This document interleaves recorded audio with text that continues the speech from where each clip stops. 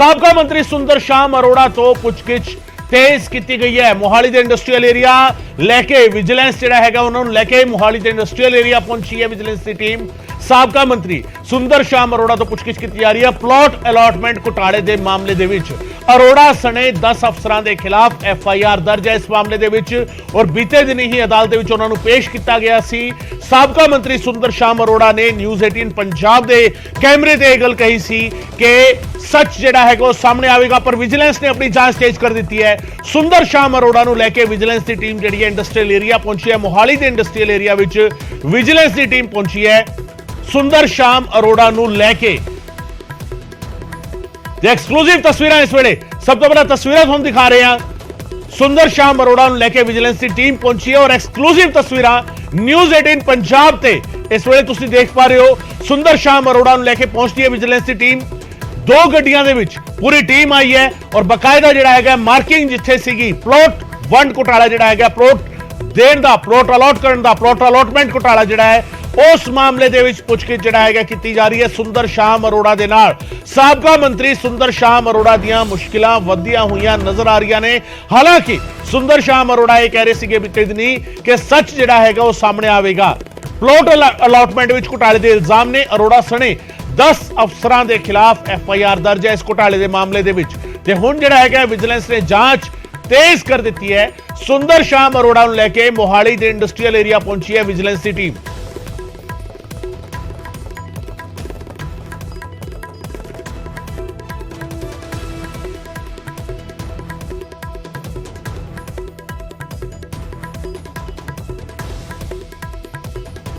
ये सानू इन्हां दी पुछगिछ हुई सी। ये दस रहे थे भी इत्थे बई इंडस्ट्री लग रही है भी सब कुछ भी जो असी नॉर्म के हिसाब नाल कीता है। हुण इन्हां नूं दिखा लिया भी आ देखो आ होटल बन रहा है इत्थे, ये इंडस्ट्री प्लॉट है ते होटल बन रहा है ते कोई चार दीवारी नहीं है, होटल मिसयूज होया है। हुण पुछगिछ हुण दिखा के हुण जाके पुछगिछ करते हैं, जे लोड़ पई तां होर लवांगे।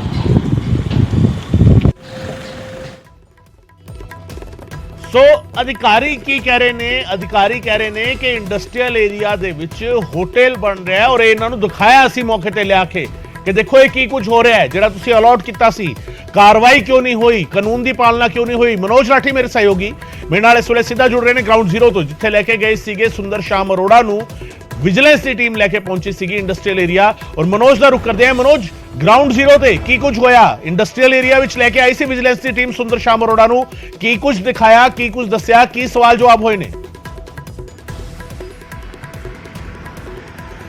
बिल्कुल गगन, जिदा तुसीं भी जिक्र किया है कि लगातार कल भी सुंदर शाम अरोड़ा वालों जिहड़ी जानकारी दी गई सी साडे कैमरे ते कि सारा जिहड़ा हैगा कानून के मुताबिक होया है। लेकिन हुण किते ना किते बहुत सारी चीज़ां, बहुत सारी जिहड़ी परतां है वो खुलदियां नजर आ रही है, क्योंकि हुण विजिलेंस जिहड़ी है वो लगातार इन्वेस्टिगेशन कर रही है, एक एक पॉइंट से इन्वेस्टिगेशन कर रही है।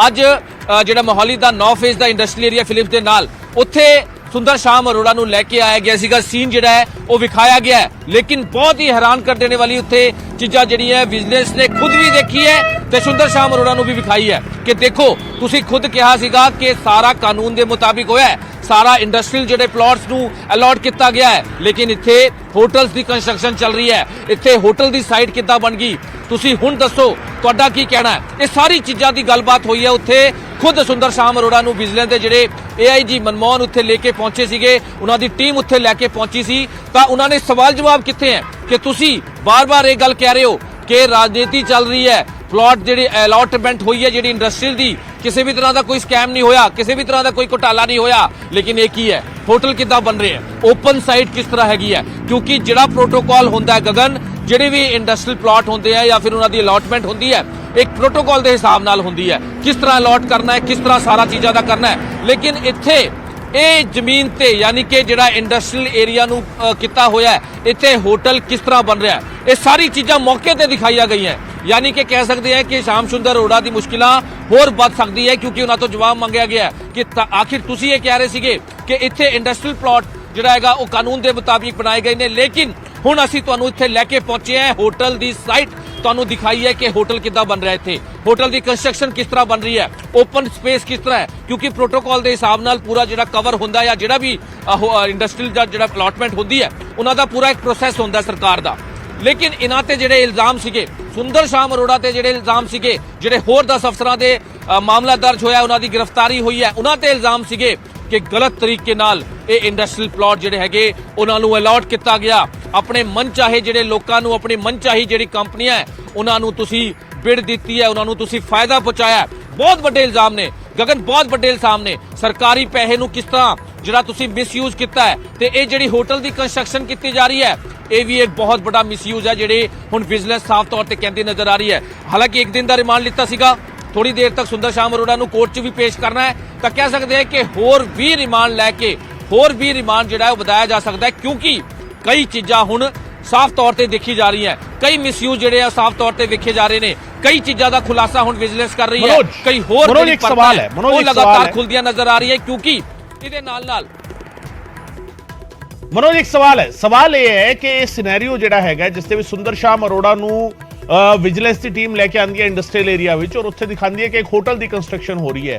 ਜੇ ਅਸੀਂ ਐਸ ਕੰਪੈਰੀਟਿਵ ਤੋਂ ਚੰਡੀਗੜ੍ਹ ਦਾ ਇੰਡਸਟਰੀਅਲ ਏਰੀਆ ਦੇਖੀਏ, ਦਾ ਕੰਪੈਰੀਜ਼ਨ ਕਰੀਏ, ਤਾਂ ਚੰਡੀਗੜ੍ਹ ਦੇ ਇੰਡਸਟਰੀਅਲ ਏਰੀਆ ਵਿੱਚ ਵੀ ਕਈ ਥਾਂ ਤੇ ਹੋਟਲ ਬਣੇ ਹੋਏ ਨੇ, ਕਈ ਸਾਰੇ ਹੋਟਲ ਜਿਹੜੇ ਹੈਗੇ ਇੰਡਸਟਰੀਅਲ ਏਰੀਆ ਦੇ ਅੰਦਰ ਜਿਹੜਾ ਹੈਗਾ ਬਣੇ ਹੋਏ ਨੇ।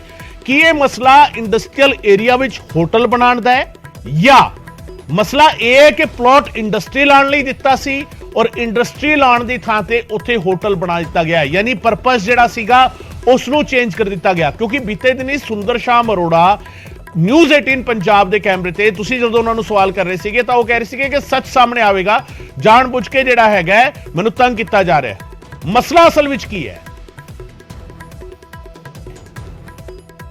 ਦੇਖੋ ਗਗਨ, ਇਹਦੇ ਵਿੱਚ ਦੋ ਚੀਜ਼ਾਂ ਨੇ। ਜਿੱਦਾਂ ਤੁਸੀਂ ਜ਼ਿਕਰ ਕਰ ਰਹੇ ਹੋ ਕਿ ਚੰਡੀਗੜ੍ਹ ਦੇ ਇੰਡਸਟਰੀਅਲ ਏਰੀਆ ਉੱਥੇ ਵੀ ਹੋਟਲਸ ਜਿਹੜੇ ਹੈਗੇ ਉਹ ਬਣੇ ਹੋਏ ਨੇ, ਹਾਲਾਂਕਿ ਇਹ ਐਕਟ ਹੁੰਦਾ ਹੈ, ਯੂਟੀ ਦਾ ਜਿਹੜਾ ਐਕਟ ਹੈ ਉਹਦਾ ਹਿਸਾਬ ਕਿਤਾਬ, ਕਿਉਂਕਿ ਪ੍ਰੋਟੋਕਾਲ ਦਾ ਹਿਸਾਬ ਨਾਲ ਜਿਹੜਾ ਹੈਗਾ ਹੁੰਦਾ। ਜਿੱਦਾਂ ਤੁਸੀਂ ਜ਼ਿਕਰ ਕਰ ਰਹੇ ਹੋ, ਕਿਉਂਕਿ ਜਿਹੜਾ ਮੋਹਾਲੀ ਦਾ ਜਿੱਥੇ ਉਹਨੂੰ ਲੈ ਕੇ ਗਏ ਸੀਗੇ ਸੁੰਦਰ ਸ਼ਾਮ ਅਰੋੜਾ ਨੂੰ, ਜਿੱਥੇ ਪੂਰਾ ਇੰਡਸਟਰੀਅਲ ਏਰੀਆ ਫਿਲਿਪਸ ਦੀ ਕੰਪਨੀ ਹੈ, ਬਹੁਤ ਵੱਡੀ ਕੰਪਨੀ ਹੈ, ਪੂਰਾ ਜਿਹੜਾ ਇੰਡਸਟਰੀਅਲ ਪਲਾਟਸ ਵਾਸਤੇ ਹੀ ਇਹ ਪੂਰੀ ਅਲਾਟਮੈਂਟ ਕੀਤੀ ਗਈ ਸੀ। ਇੱਕ ਪੂਰਾ ਪ੍ਰੋਟੋਕਾਲ ਹੁੰਦਾ ਹੈ, ਇੱਕ ਐਕਟ ਹੁੰਦਾ ਹੈ, ਐਕਟ ਦੇ ਥਰੂ ਤੁਸੀਂ ਚੱਲੋਗੇ ਤਾਂ ਸਾਰਾ ਜਿਹੜਾ ਹੈਗਾ ਪੂਰਾ ਕਾਨੂੰਨ ਦੇ ਹਿਸਾਬ ਨਾਲ ਚੱਲਣਾ ਹੈ। ਲੇਕਿਨ ਜੇਕਰ ਇਹਦਾ ਜਿਹੜਾ ਮਿਸਯੂਜ਼ ਹੋਏਗਾ ਜਾਂ ਫਿਰ ਜਿਹੜਾ ਉਹਦੇ ਹਿਸਾਬ ਨਾਲ ਦੂਜੀ ਤੁਸੀਂ ਕੰਸਟਰਕਸ਼ਨ ਕਰੋਗੇ ਜਾਂ ਹੋਟਲ ਦੀ ਕਰੋਗੇ ਜਾਂ ਹੋਰ ਕਿਸੇ ਸ਼ੋਰੂਮ ਦੀ ਕਰੋਗੇ, ਤਾਂ ਉਹਦੇ ਵਿੱਚ ਜਿਹੜੀ ਹੈਗੀ ਹੈ ਉਹ ਵੀ ਐਕਟ ਦੀ ਉਲੰਘਣਾ ਜਿਹੜੀ ਹੈਗੀ ਹੁੰਦੀ ਹੈ। ਹਾਲਾਂਕਿ ਇਹ ਪੂਰਾ ਪ੍ਰੋਟੋਕਾਲ ਦੇ ਹਿਸਾਬ ਨਾਲ ਇੱਕ ਐਕਟ ਨੂੰ ਦੇਖ ਕੇ ਇਹ ਬਿਜ਼ਨਸ ਕੰਮ ਕਰ ਰਹੀ ਹੈ, ਕਿਉਂਕਿ ਵੱਖ-ਵੱਖ ਜਿਹੜਾ ਹੈਗਾ ਪ੍ਰੋਟੋਕਾਲ ਹੁੰਦਾ ਹੈ, ਐਕਟ ਜਿਹੜਾ ਹੈਗਾ ਉਹ ਅਲੱਗ ਹੁੰਦਾ ਹੈ। ਚੰਡੀਗੜ੍ਹ ਦਾ ਯੂਟੀ ਦਾ ਐਕਟ ਜਿਹੜਾ ਹੈਗਾ ਉਹ ਦੂਜੇ ਹਿਸਾਬ ਨਾਲ ਹੈਗਾ, ਉੱਥੇ ਦਾ ਐਕਟ ਜਿਹੜਾ ਹੈਗਾ ਕਿਸ ਤਰ੍ਹਾਂ ਦੀ ਪਰਮਿਸ਼ਨ ਉੱਥੇ ਦਿੱਤੀ ਗਈ ਹੈ, ਸਿਰਫ ਪਾਰਟੀਕੂਲਰ ਇੰਡਸਟਰੀ ਮੈਨੂਫੈਕਚਰ ਦੀ ਉੱਥੇ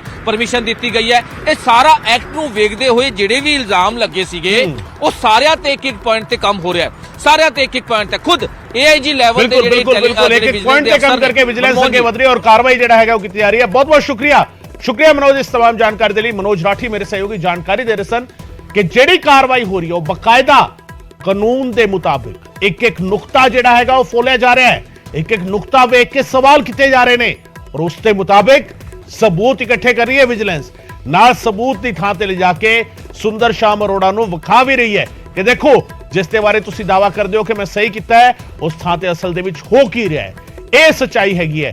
ਸੋ ਕਿਤੇ ਨਾ ਕਿਤੇ ਮੁਸ਼ਕਿਲਾਂ ਜਿਹੜੀਆਂ ਨੇ ਉਹ ਵਧੀਆਂ ਨਜ਼ਰ ਆ ਰਹੀਆਂ ਹਨ। ਬਹੁਤ ਬਹੁਤ ਸ਼ੁਕਰੀਆ ਮਨੋਜ, ਮੇਰੇ ਸਹਿਯੋਗੀ ਮਨੋਜ ਰਾਠੀ ਜਾਣਕਾਰੀ ਦੇ ਰਹੇ ਸਨ ਇਸ ਪੂਰੇ ਮਾਮਲੇ ਦੇ ਬਾਰੇ।